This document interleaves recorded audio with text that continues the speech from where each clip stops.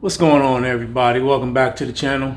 If you're new to the channel, my name is Eddie and this is Hustle and Grow. I just want to say thank you for all the subscribers and helping me to get over 1,000 subs, which I think I got a couple weeks ago or so I appreciate that. And let's get started. I got a few subjects I want to talk about today while I'm packing up some of these orders and just kind of go through those different subjects one at a time, okay? So the one thing I wanted to start off with is something that I heard on the used book guy, his channel. And I watch a lot of channels when it comes to, whether it's business related, reselling related, I don't even have to sell in that category to watch their channels or to see what type of information I can glean, because there's a lot of good stuff out there. You know what I mean? I actually got a pallet full of books I had sitting out there for the last 2 months in my hallway in this unit that I've been calling myself scanning and going to sell on Amazon, but you know how that goes sometimes. But anyway, there's something he said that I want to show and then talk about. All right, so let's get it started. It just kind of brings me to the topic of the video, is like seizing the opportunity in front of you. It's crazy to think about this, right? You can start an Amazon business today or grow your Amazon business today into whatever you want it to be. It blows my mind that we live in a society where this is possible, right? We're all so used, at least to me, just working for somebody else, having this job, punching the time clock, punching out of the time clock 5 days a week. You gotta beg for a day off. Reselling provides you an opportunity to change your life. Now, it's not easy. I'm not sitting here and saying this is an easy life to lead and you can make $1 million overnight. But working for yourself is going to motivate you a lot more than compared when you're working for somebody else, right? When I'm at CVS, I'm miserable. I'm like, I hate this job. I hate this company. I hate this place. Now that I work for myself, I got a little bit of pep in my step, right? I'm like, all right, even if I'm not, 100%, I'm like, well, we'll go make myself some money, right? It's a completely different mindset. And who knows how long the opportunity of reselling lasts overall, right? Is Amazon selling going to be around forever for third-party sellers? Maybe they just only let brands sell on their platform. There's so many different... All right, I'm going to kind of stop it right there. He funny, he had the Sylvester Stallone Rocky picture. I like listening to that dude. He got a lot of good info. But what he said right there in that little clip was, I think, really important, because I can relate to that. He talks about how he used to be a manager at CVS and basically how much he hated it. And that's the same way I felt when I was managing in restaurants. You know what I mean? And the whole point of it is that this country, right? Living in this country, having the opportunities that we have, like where else can you can basically start with nothing in this business and build it into a very lucrative and sustaining business that can provide for you and your family with just stuff that you can find in your closet. Like if you ain't got no money to go out to the thrift stores to do nothing, you literally can start off with nothing, with clothes and whatever items you got in your house. You can get items donated to you if you want. You can post stuff on Facebook and be like, hey, if you want to give away such and such, just let me know and I'll come pick it up. And you can literally start right there and you can build a profitable business. And reselling does that. I feel like for me, I can relate to that in a few different ways besides, the hating your job thing, the freedom that it provides. Look, I don't want to say I work less than I did when I was in restaurants, okay? Because there's a lot of weeks that I probably work more, but it's not the same type of work, man. I would put in 50, 60 hours a week in the restaurants and hated every freaking last second of it, dude. Every last second of it.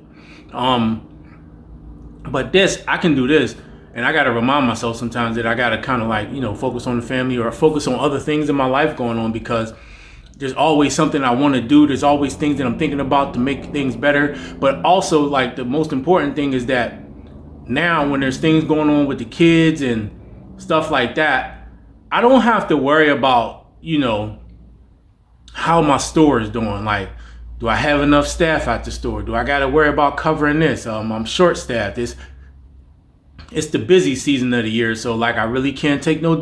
You know what I mean? I miss so much stuff, or like it's this holiday and There's none of that. Hell, if the kids got something going on, pack up, I'm out, I can be there. It doesn't matter what the holiday is.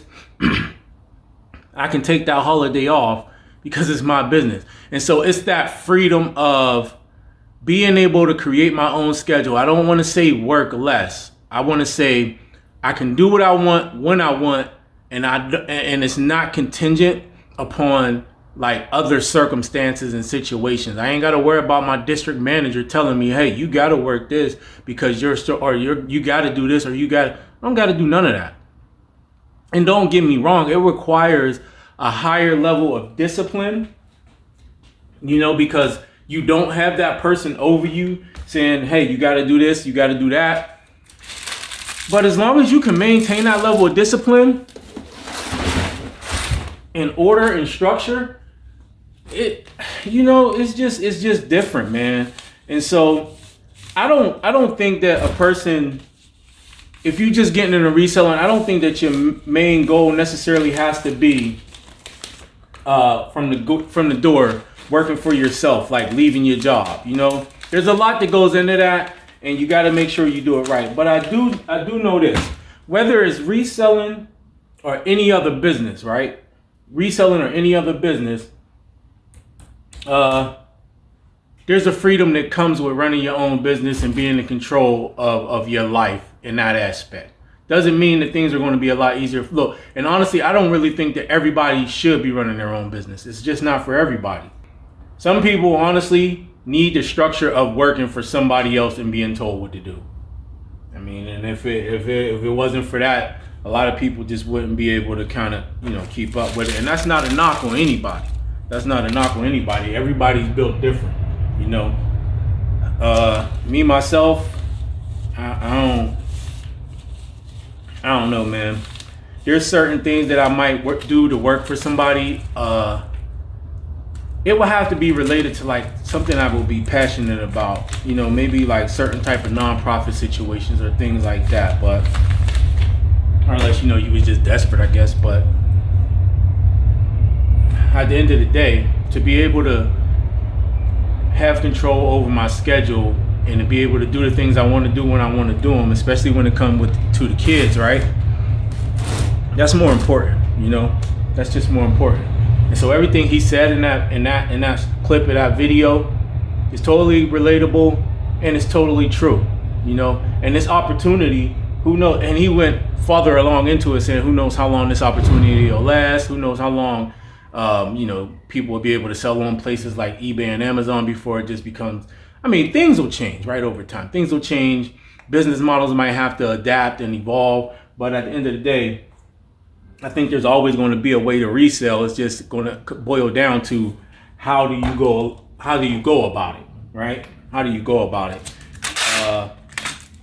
There was somewhere I was trying to find where I think he had made a video about, is thrifting going to be a sustainable model going into the future even? And who knows about that, right?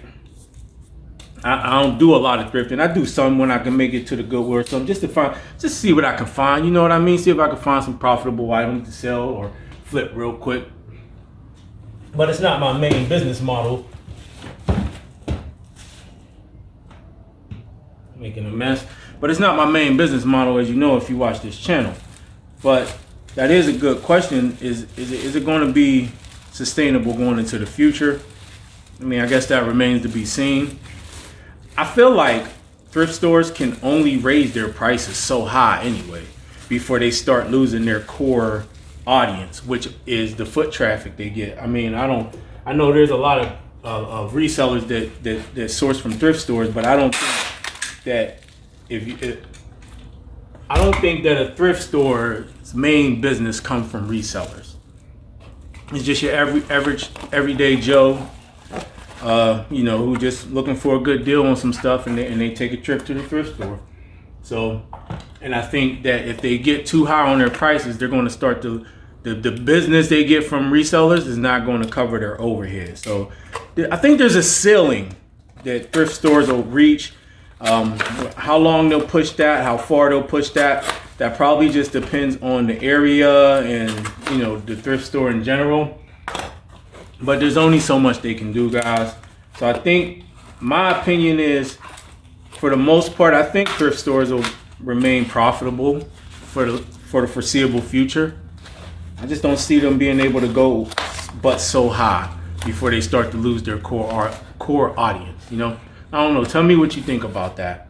But the other thing I wanted to talk about is a model that I was actually thinking about. Now, I don't know if you guys ever watched the channel Hooked on Picking, right? I've been subbed to them for a while now, and but I hadn't watched any of their content for a while now lately. But then I started looking at some of their videos again, and it's something that I started thinking about that made me wonder why I don't see more resellers doing it. And I know you got Whatnot and things like that now, but even before, you know, Whatnot became popular, and so Hooked on Picking, they do fire sales, right? And while it's probably a little more complicated than doing something like Whatnot, it got to be cheaper, right? Because you ain't paying no fees. All you got to do is keep track of the orders. There's a few other channels that do stuff like that. The eBay auctions and stuff on YouTube. But here's what I really like about what they do. And I was just kind of thinking about this because I was debating to myself, can I implement some of that in my business, right? And maybe not so much the fire sale aspect of it, but I like the fire sales too, because they can get rid of a lot of inventory. They're not paying any platform fees.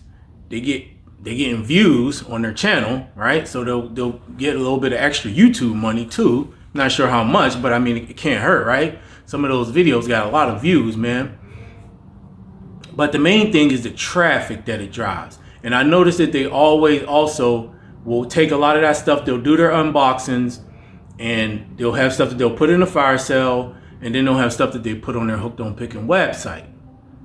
And so I like that idea of doing these unboxings, which brings in a lot of views, right? People love to see unboxings. It's entertaining.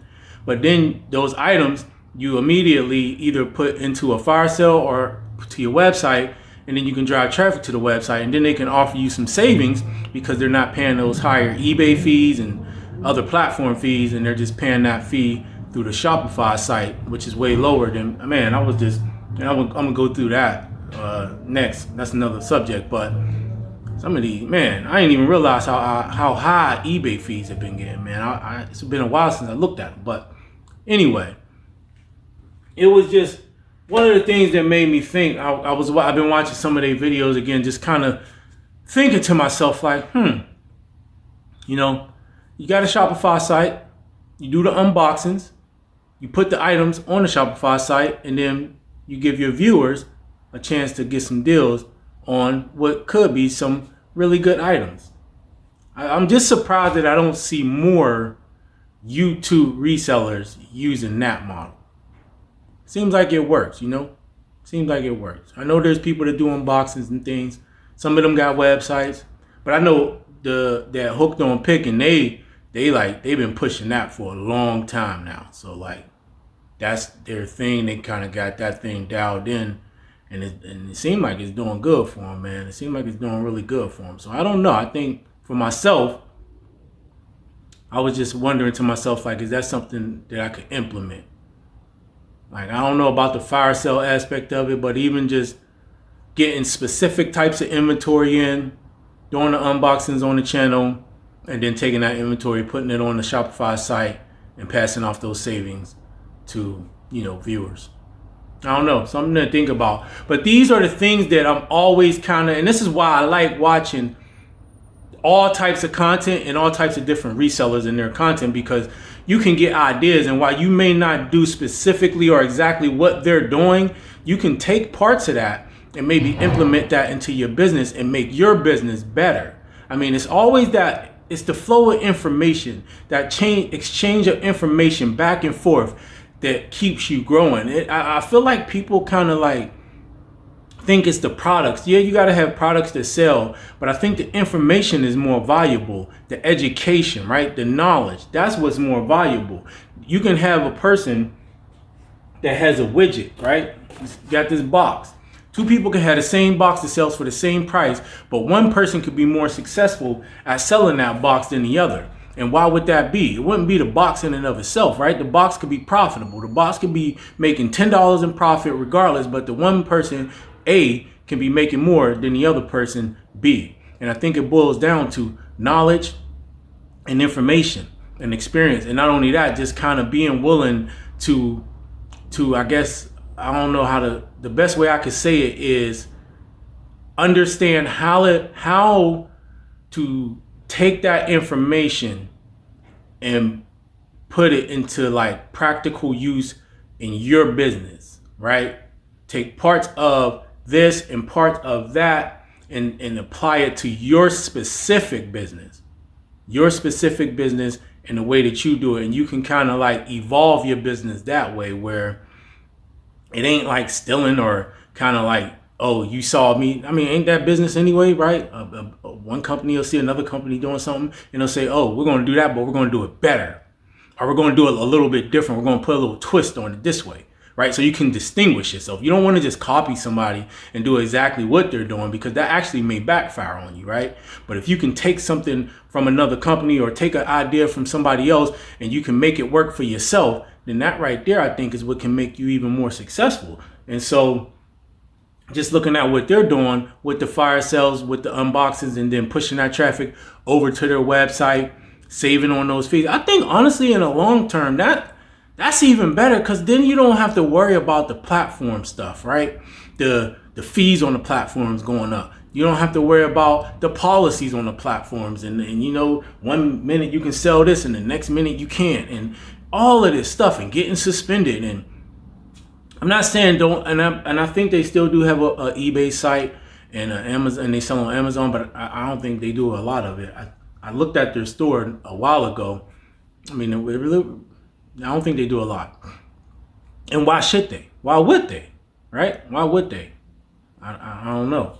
But it's just something to think about. But I think the main thing that I get from these last two subjects that I spoke about, whether it be the used book guy talking about how great it is that you can be in this country and you can start a business from nothing and sell on platforms like Amazon and eBay and Walmart and Etsy, and you can make a business and build something that you can provide for you and your family. Like, that is awesome. That is awesome. And all it takes is just a little bit of want to, a little bit of drive and a little bit of will and just some discipline and just, effort, man. Just put in the effort. And also just going back to Hooked on Picking and them taking their website and their platform and using it to drive traffic. Just that idea, just these ideas is what I like. It's why I can watch content that doesn't have to be related exactly to what I'm doing, because I can watch these people and I can take information from them and possibly implement it in my business, or just be encouraged by it to do better things and greater things for myself and for my business. It's going to help me and my family. And so, like, I encourage you guys, man, watch different content, whether it's reselling related or not, whether it's related to your category or niche or not. Watch a bunch of different stuff, write stuff down, and just ask yourself, constantly be asking yourself, how can I implement this into my business? How can I make it better? Should I start doing a YouTube channel where I use that channel specifically to drive traffic? What can I do? How can I foresee what might be happening? Will thrift stores become unsustainable at some point? Maybe, maybe not. Let's have that discussion and talk about if that will happen or not. Like I just said not too long ago, I don't think they will, because only reason why is that they will lose their main customer base. I don't think resellers are the lifeblood of most thrift stores.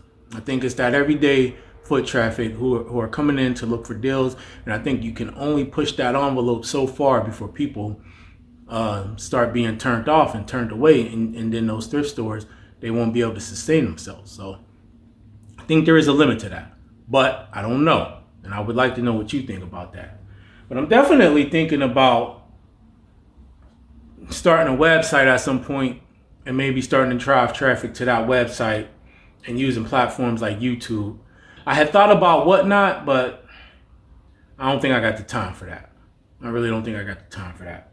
Which takes me to my next point, or my next subject, which is this eBay category thing. You know, there's been a lot of YouTubers making videos about it, and I started to, but I'm just like, what's the point? And if you don't know, yesterday, the 16th, eBay implemented their category changes, and this may affect some of you guys and may or may not. I mean, you might want to check just to make sure. I think the main issue that most people had was the fact that eBay did not communicate these things that well, if at all, which is very understandable because it's a big change, right? And so I can definitely understand that. But that's not, I want to show you something. All right, so if you don't know, here it is. And I'm pretty sure most of y'all know because y'all probably listen to some of the same YouTube resellers online on YouTube. So, but it says, we're releasing updates to our category structure on May 16th to provide a more intuitive buying, selling, and search experience. Yeah, blah, blah, blah. Anyway, guys, you might want to check it out. You can look for your category. I think I seen somebody post something about how they found their category changes faster. Let me click on that.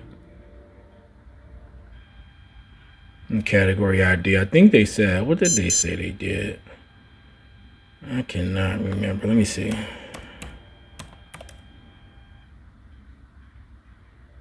All right, so if I search in there and just type in beauty and go health and beauty, and gives you the ID, and then you can kind of go from there.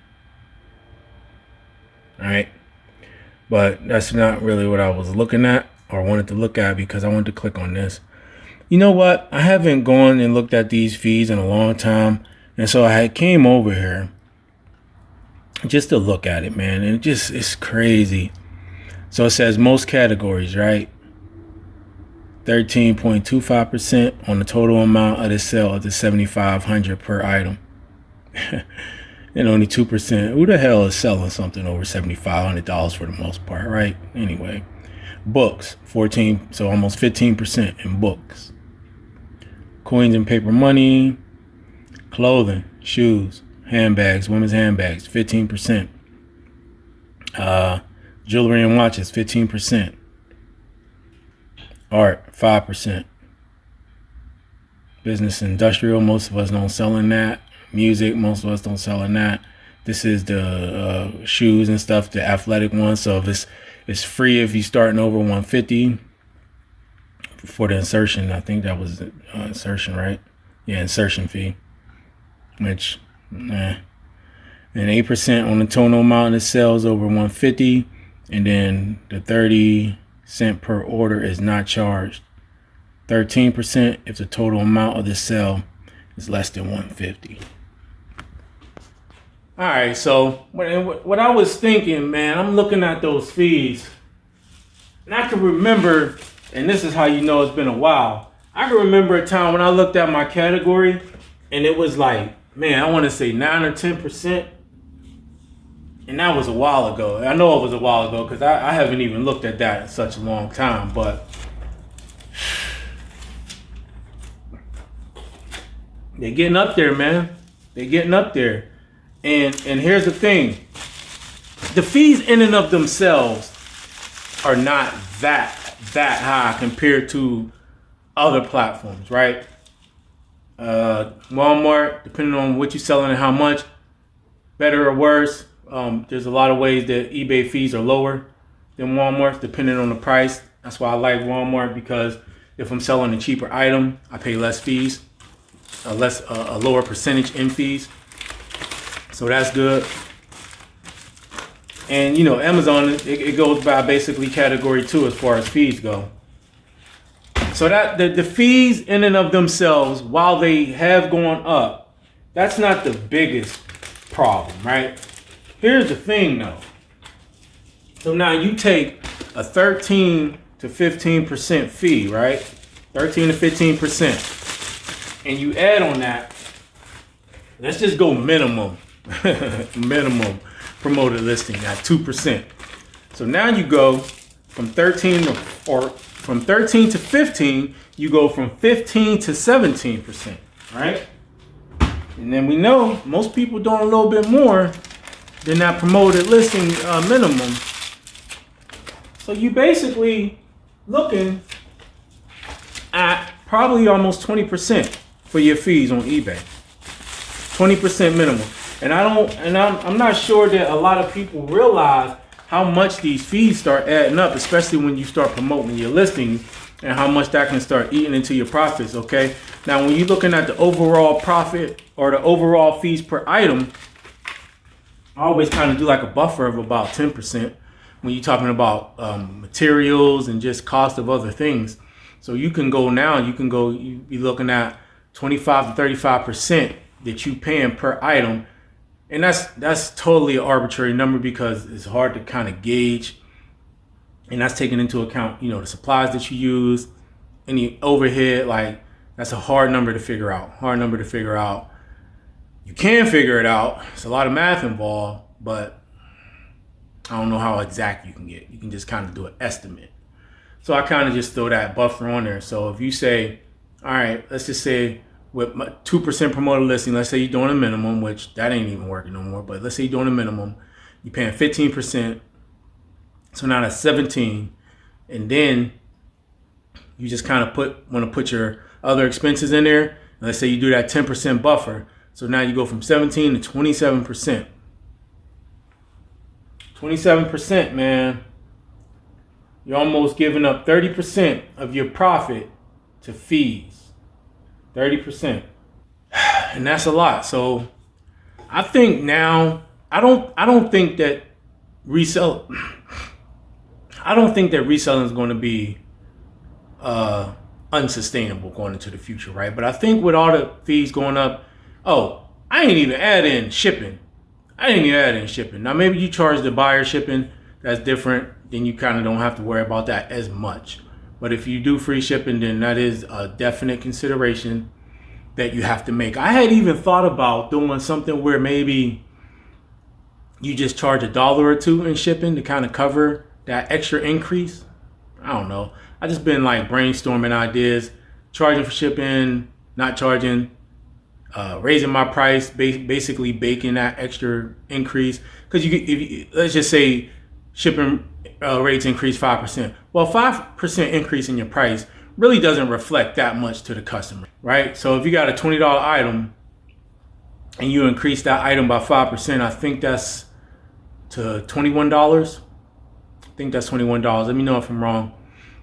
So it's an extra $1. So you can either charge that extra $1 right there in the total price. So now you go from $20 free shipping to $21 free shipping to cover that increase. Or you can go $20 plus $1 shipping, right? If you think about customer psychology, what looks better? So I think you can kind of get away with just baking that in. I don't think it's that big of a deal.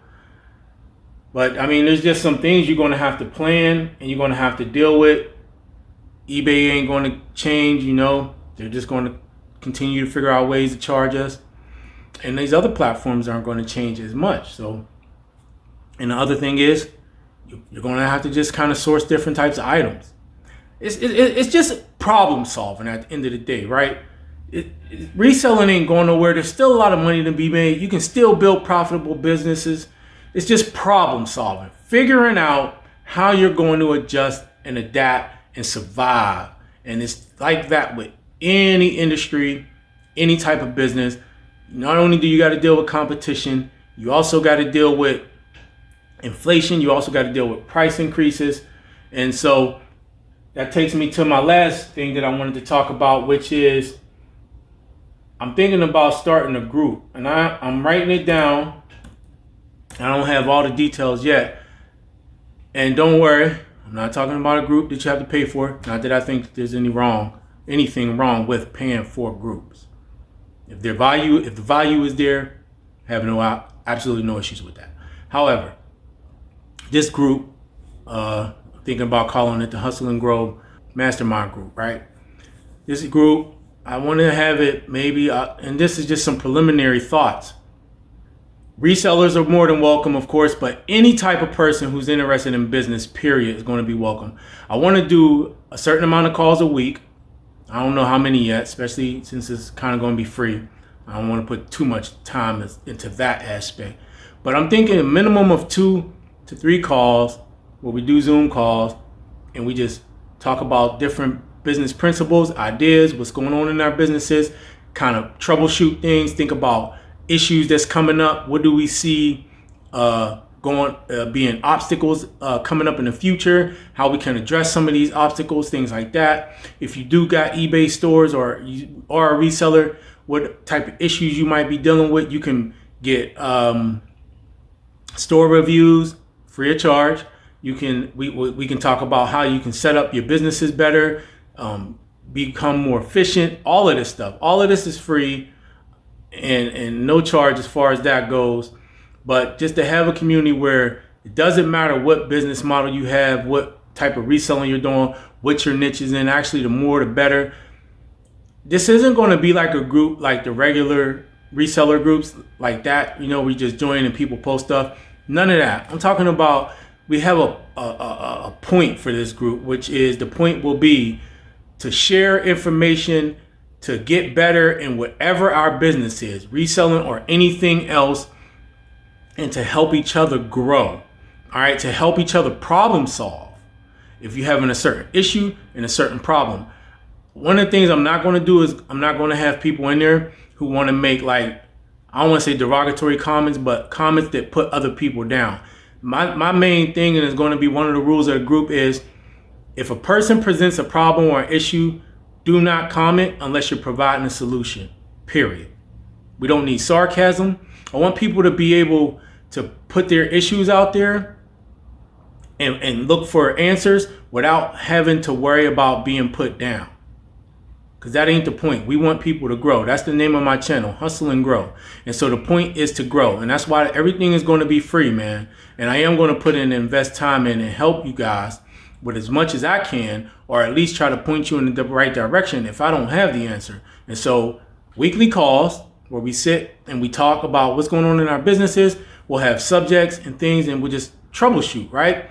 What's working? What's not working? What problems do we see coming up? How can we address these issues? Is there anything that we can do collectively to help each other? One thing I was thinking is there any way where you can get together with people and buy supplies and buy them at such a rate where you can push down the price, right?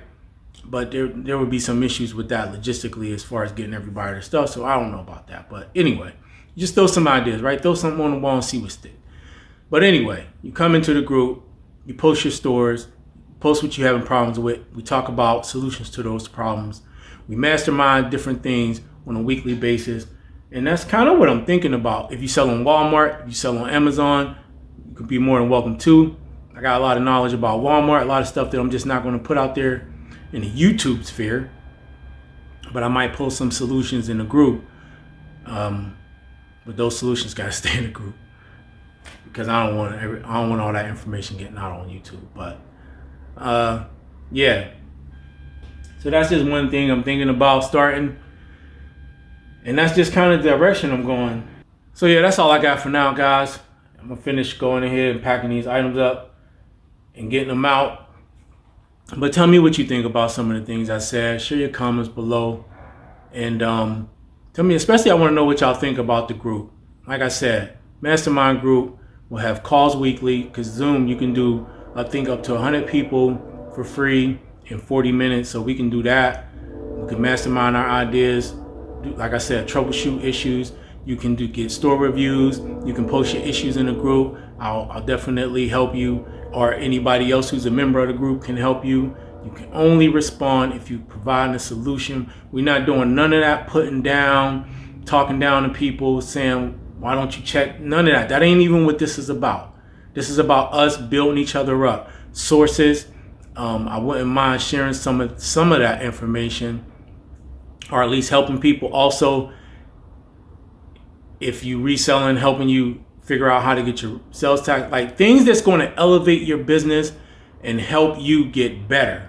That's kind of what I'm looking like to do. So let me know what you think. But I'm gonna go ahead and finish up this work, man. Do me a favor, hit that like button. Make sure you subscribe to the channel. We just trying to kick out positivity here and be real about what's going on, figuring out what works, what don't works. Ain't no BS, man. So subscribe to the channel, hit that notification bell for me.